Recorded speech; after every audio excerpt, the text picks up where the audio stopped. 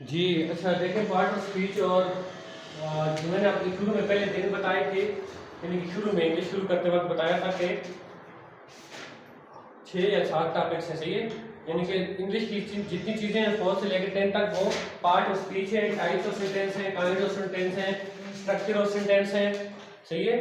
Vocabulary है, active passive है, direct indirect है, पूरी इंग्लिश हमारी इसमें या कंसेप्चुअल चीज़ें हैं।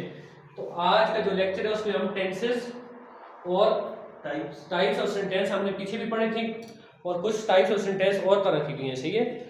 वो आज हम पढ़ेंगे। पहले टेंसेस कर लेते हैं। टेंसेस देखें, टोटल 12 होते हैं। 4 हाल के हैं, 4 माजी के हैं और 4 मुस्तकबल के। फिर अलामिन का सिर्फ फर्क समझेंगे, बाकी आगे एक्टिव पैसिव में और उन चीजों में इस्तेमाल होते हैं, सही है। देखिए प्रेजेंट के 4 कौन कौन से हैं। प्रेजेंट के 4 हैं, देखिए इंडेफिनिट में यहाँ पे लिख लेता हूँ क्योंकि ये सब में है ना, तो मैं इस तरह कर लेता हूँ।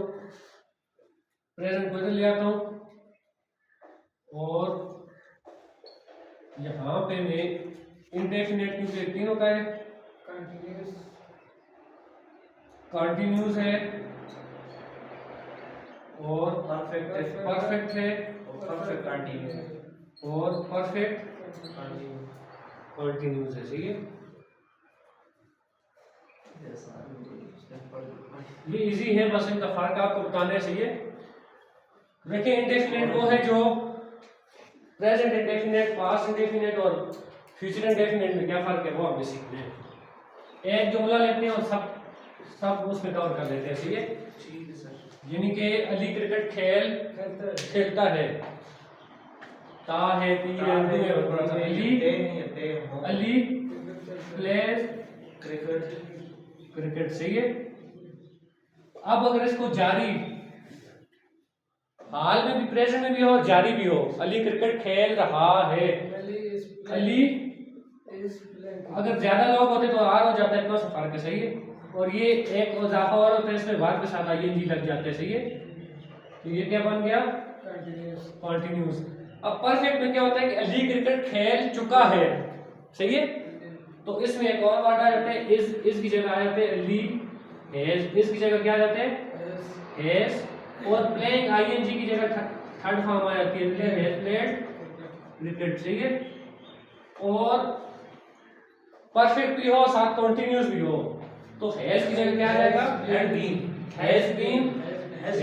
अभी प्रेजेंट में बात हो रही है, पास्ट में क्या आ जाएगा, Ali has been playing cricket, और कंटिन्यूस है तो आईएनजी भी आ जाएगा, सही है। अब देखें क्या फर्क है, इसमें सिंपल फर्स्ट फॉर्म है, इसमें इज आ गया और आईएनजी आ गया, इज आया और साथ कंटिन्यूस, प्रेजेंट कंटिन्यूस है। यहाँ पे अगर ज्यादा लोग होते तो आर आ जाता, आए होता तो एम आ जाता, उस हिसाब से आप इसको चेंज कर सकते हैं। यहाँ पे परफेक्ट था तो हैज आ गया और साथ हैज के साथ थर्ड फॉर्म होती है, परफेक्ट साथ थर्ड फॉर्म होती है, सही है। तो यहाँ पे ज्यादा लोग होते तो हैज की जगह हैव हो जाता, बस इतना सा फर्क होता था, हैव ज्यादा के साथ होता है, प्लूरल के साथ। तो यहाँ पे परफेक्ट भी और कंटिन्यूस भी है तो इसलिए हैज भी आए, परफेक्ट का हैज भी आ गया, आईएनजी कंटिन्यूस का भी आ गया, और हैज के साथ हमेशा बीन, यानी कि काम जारी है तो हैज बीन प्लेइंग, सही है। अब पास्ट में देखें, पास्ट में क्या होगा, पास्ट तो मतलब होता है कि वो अली नहीं चुका है तो परफेक्ट हो जाएगा, अली क्रिकेट खेला, सही है, ये पुरानी बात होगी है, तो ये हो जाएगा अली, यानी कि सेकंड फॉर्म लग गई है, क्या लग गई है, अली प्लेड क्रिकेट। और अली माजी में क्रिकेट खेल रहा था तो अली इसकी जगह वाज हो गया, बाकी ठीक है, कंटिन्यूस है तो प्लेइंग होगा, सही है, अली वाज प्लेइंग क्रिकेट। अच्छा अब पास्ट आ गया, पास्ट परफेक्ट आ गया तो वाज की जगह क्या लग जाएगा, अली पास्ट परफेक्ट है तो हैज नहीं होगा, हैड हो जाएगा, क्या हो जाएगा, बाकी वही है, थर्ड फॉर्म होती है प्लेड क्रिकेट। और यहाँ पे क्या हो जाएगा, हैज बीन की जगह हैड बीन हो जाएगा, क्या होगा, हैड बीन, बाकी वही है, सही है। तो अब देखिए कितना सा फर्क आया है। यहाँ पे फर्स्ट फॉर्म थी, यहाँ पे सेकंड लग गई है, यहाँ पे इस था तो यहाँ पे वाज लग गए, यहाँ पे हैज था तो यहाँ पे, और यहाँ पे हैज बीन था तो यहाँ पे, सही है। अब फ्यूचर समझ लेते हैं आप भी। फ्यूचर में जो फ्यूचर इंडेफिनिट होता है उसमें क्या लगते हैं, वेल लग जाते हैं। क्या लगते हैं, यानी एक काम मुस्तकबिल में कोई करेगा तो अली वेल, और वेल के साथ हमेशा याद रखें पहली फर्स्ट फॉर्म लगती है, सही है। अली वेल तो शॉर्ट कर रहे हो। अच्छा वो अच्छा ये इशारा कर रहा था। तो ये इसमें आपने ये एक चीज याद रखनी है। अच्छा फ्यूचर में देखें अली विल प्ले क्रिकेट, और जब कंटिन्यूस होगा तो ये हो जाएगा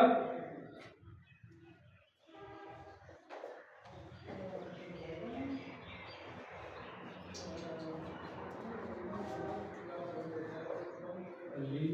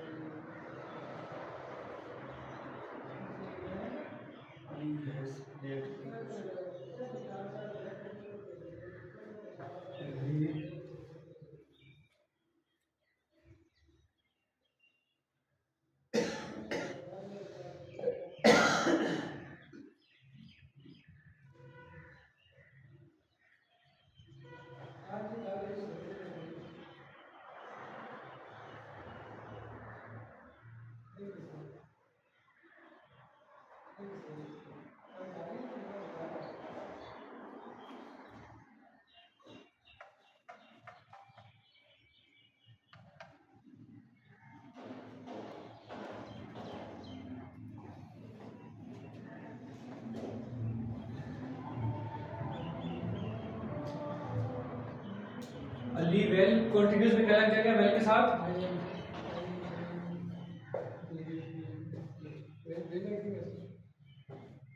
अली वेल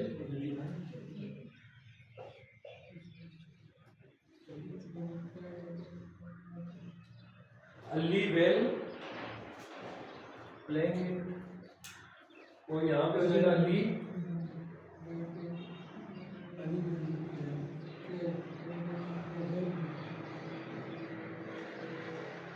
ऊपर वाले में वेल भी लगेगा, वेल भी होगा। जी जी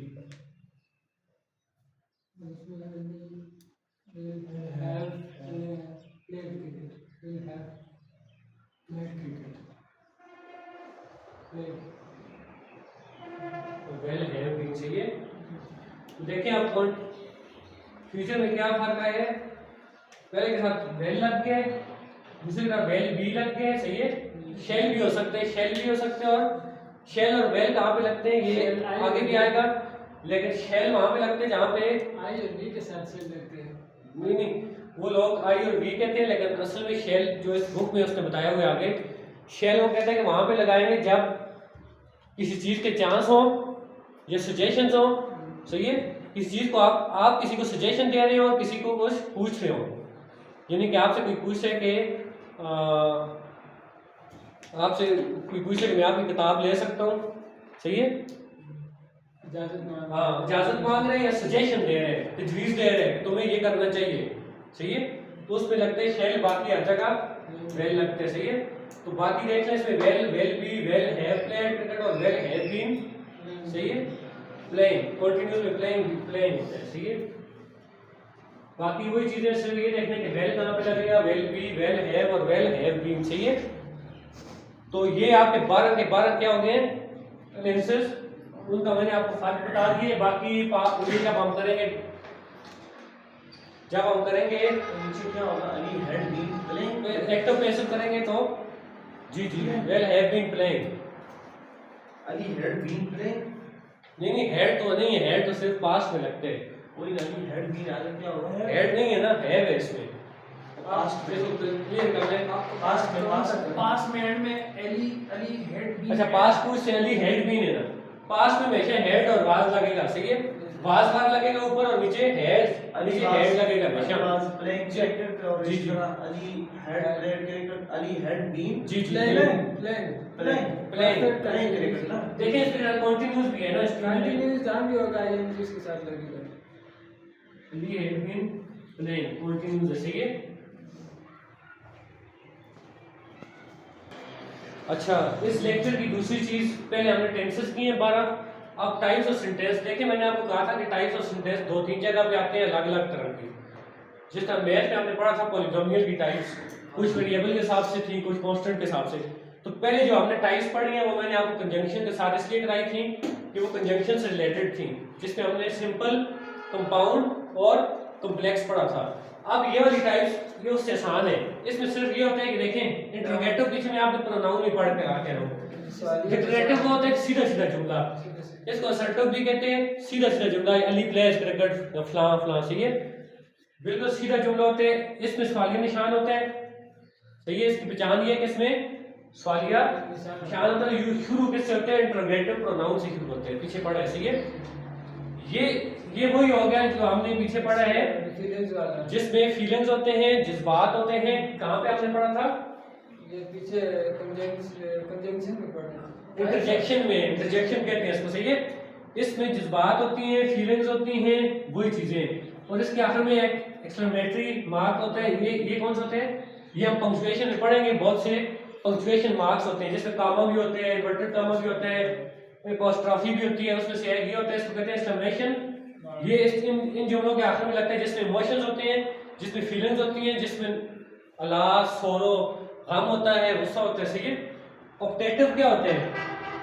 ऑक्टेटिव उसको कहते हैं, पीछे हमने पढ़ा था मॉडल वर्ब में, जहां पे कमांड हुक्म दिए जाते हैं, जहां पे मशवरा दिए जाते हैं, सजेशन, और जहां पे इस तरह की चीजों में, इस तरह के जुमलों को क्या कहते हैं? ऑक्टेटिव। ये जुमले आगे एक्टिव पैसिव शुरू करने से पहले भी हम पढ़ेंगे, सॉरी डायरेक्ट इनडायरेक्ट शुरू करने से पहले भी पढ़ेंगे, क्योंकि उसका इनके साथ ताल्लुक है, सही है। फिलहाल आप चारों की शिनाख्त समझ लें। डिक्लेरेटिव सीधा सीधा, इंटरोगेटिव सवालिया, एक्सक्लेमेटरी फीलिंग्स वाला जिसमें दुख हो, गम हो, खुशी हो, और ऑक्टेटिव जिसमें हुक्म हो, तजवीज हो, सही है। अब इसमें टाइप्स ऑफ सेंटेंस दो और हैं, ये 10 की किताब में है, लेकिन चले बाद में थोड़ा सा दोबारा पढ़ लेंगे, लेकिन अभी थोड़ा थोड़ा यहाँ पे भी पढ़ लेते हैं। एक को उसका नाम दिया first conditional, kinds of sentence के लिए या टाइप्स के लिए फर्स्ट कंडीशनल और सेकंड कंडीशनल। वैसे कुछ लोग कहते हैं 0, थर्ड और 0 भी है, लेकिन वो बुक में नहीं है।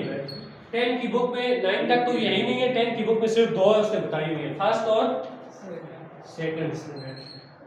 फर्स्ट और सेकंड की निशानी उसने ये बताई है, कहते हैं कि फर्स्ट में कहते हैं कि प्रेजेंट और प्रेजेंट में होता है। फर्स्ट हमेशा किस में होता है? चाहे वो प्रेजेंट इंडेफिनिट में हो, प्रेजेंट कंटीन्यूअस में हो, प्रेजेंट परफेक्ट में जिसके साथ हैज एब लगता है, या प्रेजेंट परफेक्ट कंटीन्यूअस में हो, लेकिन होगा किस में? हमेशा। देखिए कंडीशनल सेंटेंस के दरमियान में भी वही बात है, कंजंक्शन आ जाता है। कंडीशनल सेंटेंस क्या होता है? जिसमें शर्त रखी जाती है, अगर तुम ये काम करोगे तो ये होगा। If you work hard, you will pass the test, सही है। तो इसमें कंडीशन होती है, दो जुमले होते हैं, एक में शर्त होती है, दूसरे में उसका रिजल्ट होता है। तुम ये काम करोगे तो ये नतीजा निकलेगा, सही है। इसकी पहचान कैसे करेंगे? फर्स्ट कंडीशनल कैसे, सेकंड जो पहले वाला जुमला उसमें देखते हैं कि वो प्रेजेंट में है या पास्ट में है। अगर प्रेजेंट में है तो फर्स्ट कंडीशनल है, पास्ट में तो सेकंड है। और प्रेजेंट के साथ इसमें प्रेजेंट के बाद जो अगली बात करते हैं कि इफ यू वर्क हार्ड, अगर तुम मेहनत करोगे तो ये प्रेजेंट में है या नहीं है? प्रेजेंट में है ना। You will pass the exam, पीछे जुमला प्रेजेंट में होगा तो आगे क्या लगेगा? विल लगेगा। पीछे जुमला पास्ट में होगा तो आगे क्या लगेगा? वुड लगेगा। क्या लगेगा? अगर तुमने मेहनत की तो तुम पास हो जाओगे, सही है। तो इन दोनों की ये निशानी है। वैसे बुक में यही दो है, ये इसका मैं पेज नंबर भी बता दूंगा, सही है। ये 10 क्लास में है, 10 या 9 में है, आखिर में एक ही पेज पे उसने लिखे हुए हैं, फर्स्ट कंडीशनल सेकंड का फर्क बताए हुए। सिर्फ आपने इसकी निशानी ये देखनी है कि इसमें दो जुमले होते हैं ना, एक शर्त से पहले होता है और शर्त, यानी कि तुम ये काम करोगे तो ये होगा। तो ये काम करोगे, अगर प्रेजेंट में उसने कहा है तो वेल लगेगा आगे, तो आप दोनों से पहचान लेंगे ये फर्स्ट कंडीशनल है। अगर तुमने ये काम किया पास्ट में होगा, पास्ट प्रेजेंट के पीछे में फर्क बता के आगे वो आगे वुड लगेगा, इस वुड जहां भी लग गया वो सेकंड कंडीशनल है, वेल जहां भी लग गया वो फर्स्ट कंडीशनल है। तो आप बहुत आराम से पहचान लेंगे। वैसे कुछ लोग कहते हैं कि जीरो कंडीशनल भी होते हैं, 10 तक तो नहीं हो सकते, आगे कहीं हो तो जीरो कंडीशन समझ जाएंगे, जिसमें यूनिवर्सल ट्रूथ होते हैं। यूनिवर्सल ट्रूथ क्या होता है? God is one, sun rises in the east. ये आगे हम पढ़ेंगे डायरेक्ट इनडायरेक्ट में भी ये यूनिवर्सल ट्रूथ चेंज भी नहीं होते कभी, ये उसी तरह रहते हैं। गॉड इज वन, ये जुमला कभी भी चेंज नहीं हो सकता, इसमें वेल और ये बाकी चीजें सवाल ही पैदा नहीं होता। सही है। इसके अलावा कुछ लोग कहते हैं कि जी थर्ड कंडीशन भी है, तो थर्ड कंडीशन की एक निशानी ये है कि आप निशानी समझ लें, क्योंकि वो आपको बनाने का तो नहीं कहेगा पेपर में, सिर्फ 4 देगा, बीच में पूछेगा कि फर्स्ट कंडीशनल है, सेकंड है, थर्ड है। तो थर्ड कंडीशन की निशानी ये है कि एक चीज उसमें फर्स्ट कंडीशन से आ जाती है, प्रेजेंट है या नहीं है। देखिए प्रेजेंट का मतलब ये है ना कि प्रेजेंट का मतलब ये नहीं है कि जुमला बिल्कुल सीधा प्रेजेंट डेफिनेट में होगा, प्रेजेंट कंटीन्यूअस में भी हो सकते हैं, हैज भी लग सकते हैं साथ, परफेक्ट में भी हो सकते हैं, ज्यादातर हैज लगा होता है, इसके साथ ज्यादातर हैड लगा होता है। If you had work hard, yes सही है। तो इसमें कहते हैं कि यहाँ से हैव, इसमें हैव भी लगा होता है और वुड भी लगा होते हैं, बस इतना समझ लें कि यहाँ से वुड है और यहाँ से हैव है, तो उसको थर्ड कंडीशन बन जाती है। सही है। वरना बुक में 2 ही कंडीशन है, मैंने दोनों आपको बता दिए। देखिए अब टाइप्स ऑफ सेंटेंस हमने पीछे पढ़े थे, सिंपल, कंपाउंड और कॉम्प्लेक्स। यहाँ पे 4 और तरह की पढ़ लिए जुमले की स्ट्रक्चर के हिसाब से। वो किस हिसाब से पढ़ा था?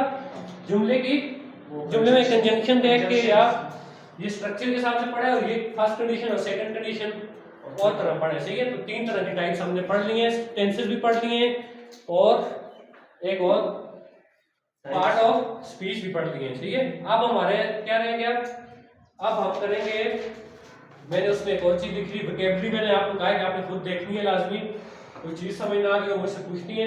वोकैबुलरी ऐसी चीज है कि जिन लफ्जों से आपका पाला पड़ा हुआ है वो आपको आ रहे होंगे। 5-6 हर चैप्टर के आखिर में 5-6 वोकैबुलरी है, 4-5 आपको आ रहे होंगे, एक आध नहीं आ रहा होगा।